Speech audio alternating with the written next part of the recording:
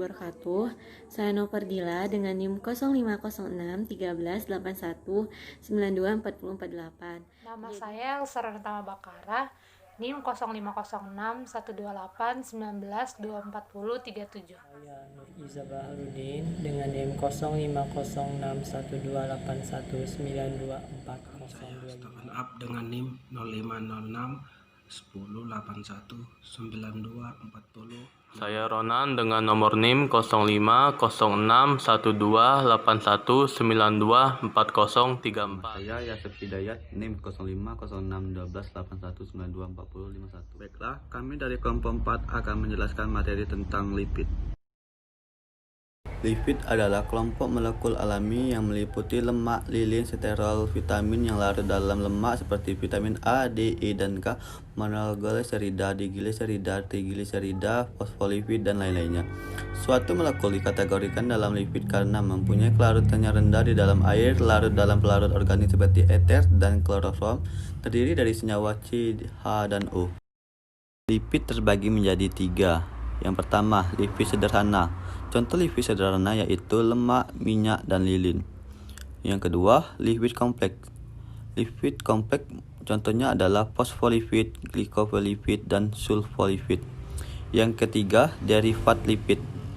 Contoh derivat lipid yaitu asam lemak, alkohol, gliserol, sterol, dan lemak aldehid. Berdasarkan fungsinya, lipid dapat dibagi menjadi 3. Yang pertama, lipid simpanan atau stock lipid. Yang kedua, lipid struktural atau penyusun membran. Yang ketiga, lipid fungsional sebagai tanda sinyal atau kofaktor dan pigmen. Selanjutnya, materi akan disampaikan oleh Nopardila. Baiklah, pada slide pertama, seperti yang saya katakan tadi, bahwa saya akan menjelaskan tentang terkait 3 hal dari asam lemak. Yang pertama, asam lemak berdasarkan ada tidaknya ikatan rangkap. Yang kedua, struktur kimia asam lemak. Dan yang ketiga, tabel nama ilmiah dari masing-masing asam lemak.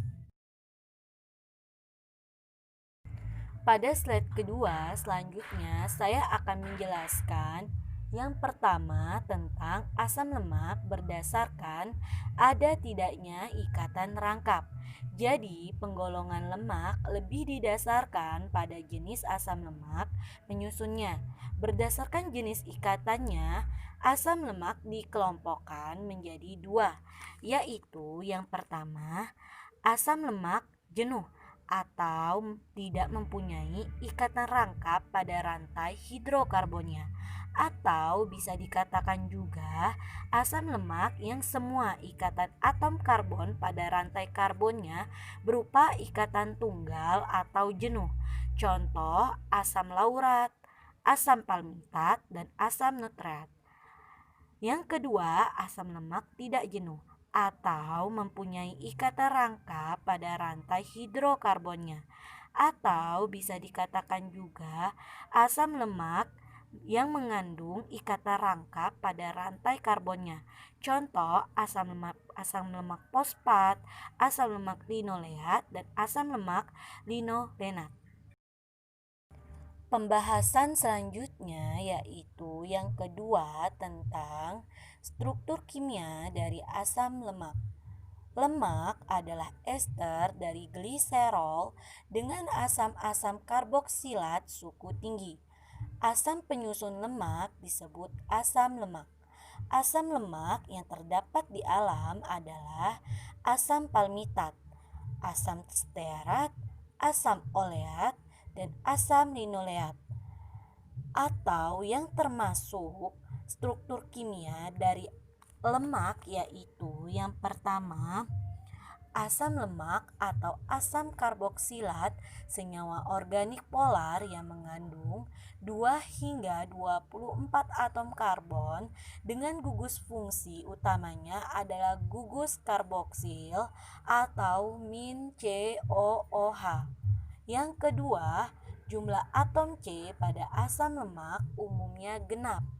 Yang ketiga, asam lemak terpendek adalah asam asetat atau 2 atom karbon, dan asam lemak terpanjang adalah asam tetrakosanoat atau 24 atom karbon. Yang keempat, asam lemak yang ada pada bahan pangan berkisar C12 hingga C22. Yang kelima, gugus karboksil terdapat pada C1 bersifat polar. Yang keenam, gugus metil terdapat pada CN1 bersifat non-polar. Baiklah, pembahasan selanjutnya itu akan dibahas oleh Saudari Elsa. Contoh asam lemak jenuh dan tak jenuh.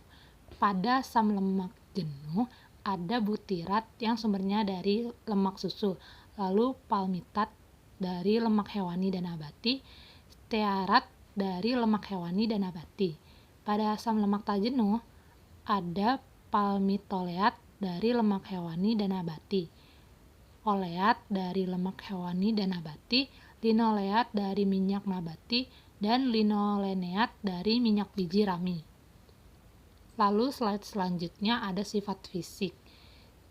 Asam lemak jenuh, semakin panjang rantai C, maka semakin tinggi titik leburnya. Asam lemak tidak jenuh, semakin banyak ikatan rangkap, maka semakin rendah titik leburnya. Asam lemak rantai pendek larut dalam air, sedangkan asam lemak rantai panjang tidak larut dalam air. Semua lemak larut dalam kloroform dan benzen. Lalu slide selanjutnya ada sifat kimia. Sifat kimia yang pertama yaitu dapat mengalami reaksi saponifikasi atau penyabunan. Lemak dan minyak apabila disatukan akan mengalami hidrolisis. Reaksi hidrolisis ini berguna untuk menentukan bilangan penyabunan. Besarnya bilangan penyabunan ini sangat tergantung pada massa molekul lemak tersebut. Lalu yang kedua, dapat mengalami reaksi hidrogenasi. Reaksi hidrogenasi adalah reaksi antara hidrogen molekuler dengan unsur atau senyawa lain yang biasanya melibatkan katalis seperti nikel, palladium, atau platina. Reaksi hidrogenasi biasanya digunakan untuk menghasilkan senyawa baru yang biasanya mempunyai nilai komersial yang tinggi. Baiklah, pembahasan yang selanjutnya akan dibahas oleh Saudara Nur Iza. Triagliserida merupakan sebuah bentuk lemak di dalam darah yang sebenarnya sangat bermanfaat untuk tubuh jika kadarnya tidak melebihi batas. Namun, jika kelebihan akan kadar triagliserida dalam darah akan meningkatkan resiko terkena penyakit-penyakit kardiovaskular seperti jantung, arteriosklerosis atau penyumbatan pembuluh darah, dan stroke. Kita mendapat triagliserida dari apa yang kita makan. Maka akan sangat penting sekali untuk memilih jenis makanan tertentu jika kita memiliki kadar triagliserida tinggi dalam darah kita. Salah satu makanan yang dapat meningkatkan kadar triagliserida dalam darah adalah makanan dengan kadar lemak jenuh dan makanan dengan tinggi kadar gula. Gantilah jenis makanan tersebut dengan makanan bebas lemak jenuh seperti ikan, sayur, dan buah-buahan yang lebih baik untuk kita konsumsi. Selanjutnya ada WOX atau lilin. Ditinjau dari segi strukturnya, lilin merupakan senyawa ester yang dibentuk oleh alkohol rantai panjang dan asam lemak berantai panjang. Lilin terdapat pada tumbuhan dan hewan dengan fungsi yang berbeda-beda. Sebagai contoh, lilin spermaceti terdapat dalam bagian kepala ikan paus yang diduga berfungsi sebagai pengatur kemampuan mengapung ikan paus tersebut bila menyelam pada perairan yang dalam. Lilin lebah atau beeswax adalah senyawa dengan berat molekul tinggi yang berfungsi sebagai bahan pembangun sarang lebah. Salah satu contoh lilin yang terdapat dalam tumbuhan adalah lilin kenauba, yang merupakan campuran senyawa-senyawa dengan berat molekul tinggi yang dihasilkan oleh tanaman kenauba dan berfungsi sebagai pelindung daunnya dalam upaya pencegahan penguapan air yang berlebihan. Lalu ada plankton yang menggunakan lilin sebagai bentuk penyimpanan energi utama. Plankton dijadikan sebagai sumber makanan untuk berbagai jenis spesies ikan. Selanjutnya ada gliserofosfolipid. Gliserofosfolipid merupakan golongan senyawa lipid dan merupakan bagian dari membran sel makhluk hidup bersama dengan protein, glikolipid, dan kolesterol. Fosfolipid adalah lipid yang mengandung gugus ester fosfat, disebut juga fosfatidat. Gliserida yang mengandung fosfor dalam bentuk ester asam fosfat. Gliserofosfolipid terdapat dalam sel tumbuhan, yaitu kedelai, hewan dan manusia, yaitu telur, otak, hati, ginjal, pankreas, paru-paru, dan juga jantung. Baiklah, sekian dari saya. Materi selanjutnya akan dijelaskan oleh Stephen. Lipid kompleks adalah kombinasi antara lipid dengan molekul lain selain alkohol dan asam lemak.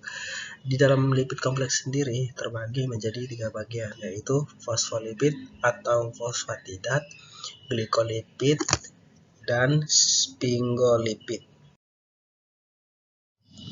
Selanjutnya ada fosfolipid.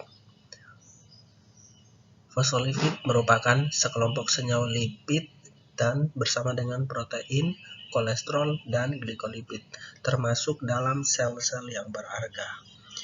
Ciri-ciri fosfolipid ialah sebagai berikut, termasuk dalam sebuah urutan sebagian besar komponen membran. Ini dapat dianggap sebagai turunan dari asam fosfatidat yang awalnya ditentukan oleh alkohol yang sesuai. Fosfolipid adalah termasuk dalam molekul amfitatik dengan kepala polar dan potongan hidrofobik. Apa senyawa lipid? Di mana saja kecuali asam lemak dan gliserin atau jenis alkohol lainnya, basa nitrogen, residu, asam fosfat, dan zat lainnya. Berikutnya adalah sphingolipid. Sphingolipid adalah jenis fosfolipid yang mengandung alkohol amino rantai panjang yang disebut sphingosine yang melekat pada rantai asam lemak. Karena itu, inti dari sphingolipid adalah sphingosine. Selain itu, ini adalah lipid yang biasa ditemukan di jaringan saraf yang melibatkan transmisi sinyal dan pengenalan sel. Selanjutnya yaitu sterol. Sterol dikenal juga sebagai steroid alkohol. Adalah sekelompok steroid dan merupakan kelompok penting molekul organik. Sterol secara alami ada dalam tanaman, hewan, dan jamur dalam bentuk yang paling terkenal yaitu kolesterol. Selain sterol, ada juga yang disebut steroid. Steroid adalah senyawa organik lemak sterol tidak terhidrolisis yang didapat dari hasil reaksi penurunan dari terpena atau squalene. Steroid merupakan kelompok senyawa yang penting dengan struktur dasar sterana jenuh dengan 17 atom karbon dan 4 cicin. Senyawa yang termasuk turunan steroid misalnya kolesterol, egosterol, progesterol, dan estrogen. Pada umumnya, steroid berfungsi sebagai hormon. Steroid mempunyai struktur dasar yang terdiri dari 17 atom karbon dan 1 cincin, siklopetana. Perbedaan jenis steroid yang satu dengan steroid yang lain terletak pada gugus fungsional yang diikat oleh keempat cincin ini dan tanpa oksidasi tiap-tiap cincin. Untuk pembahasan selanjutnya akan disampaikan oleh Saudara Ronan Fadli. Steroid memiliki 4 cincin hidrokarbon yang menyatu. Dalam cincin tersebut terdapat 6 karbon pada 3 cincin. 5 karbon pada satu cincin. Gugusnya bersifat hidrofolik atau C3 gugus hidroksil, sehingga sangat hidrofobik atau sifat suatu molekul yang terlihat seperti ditolak dari massa air. Digunakan dalam penyusunan membran sebagai prekursor untuk steroid yang lain dan vitamin D3. Dalam banyak kasus, steroid sangat berbahaya bagi kondisi tubuh manusia. Yang kedua, saya akan menjelaskan kolesterol. Kolesterol menjadi sterol utama pada hewan sebagai prekursor berbagai senyawa penting yang merupakan asam empedu, hormon kelamin, dan lain-lain. Sifat amfipatik lipid adalah senyawa yang memiliki dua karakteristik berbeda, yaitu hidrofilik dan hidrofobik. Senyawa yang memiliki sifat amfipatik merupakan senyawa yang spesial karena dapat menyatukan dua jenis yang tidak bisa bergabung. Yang ketiga, saya akan menjelaskan mengenai lipid bilayer. Setiap sel pada lipid bilayer mempunyai membran sel. Dasar dari molekular membran yaitu protein dan lipid penyusunnya. Membran tersebut berfungsi sebagai pemisahan dari lingkungan luar atau sebagai pembatas, mentransport substansi TTT ke dalam atau keluar sel. Baiklah, sekian dari pembahasan kelompok kami. Sekiranya jika ada kesalahan, kami mohon maaf. Saya mewakilkan dari teman-teman saya mengucapkan terima kasih. Wassalamualaikum warahmatullahi wabarakatuh.